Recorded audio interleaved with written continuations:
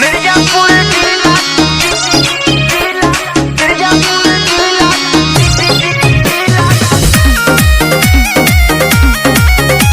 करे हो तो अटवाएला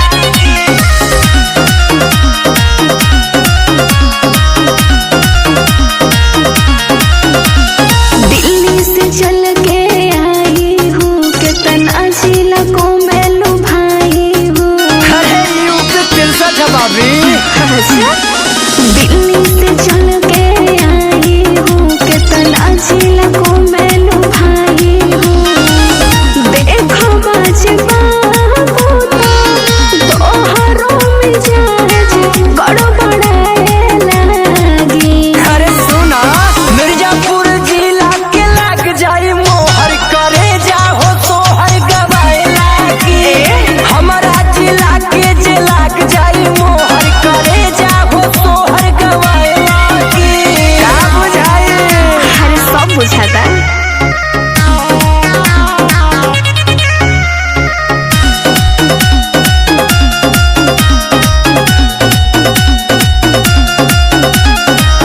तोहरा नियन लइका पीछे हमरा रोहेला हमरो फरमाइश बाबू सब पूरा करेला।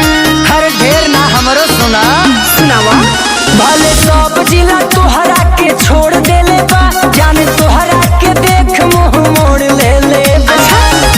ऐसे जाने बोला बाबू कुछ दिन के बाद हो बुझाए लगी। कुछ ना होई मिर्जापुर जिला के लग जाई मोहर करे जाहो तो हर गवाए लागी हमारा जिला के जे लग जाई मोहर करे जाहो तो हर गवाए लागी ऐसे मत बोलो।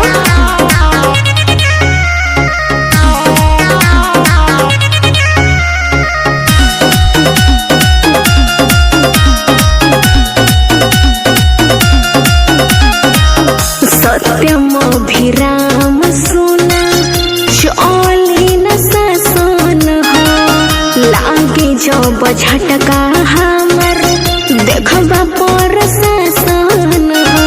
अरे भाभी सब सलामी ठोकेली दरबार में अभी देखले बारू कहाँ दम गोरिया हम होई ना केहू से कम गोरिया अतना जे बोला तारा तोहरो देही या भभाए लगी। मिर्जापुर जिला में लग जाई मोहर करे जाहो तो हर गवाए लागी हमारा जिला में जे लग जाई मोहर करे जाहो तो हर गवाए लागी। अरे सच में का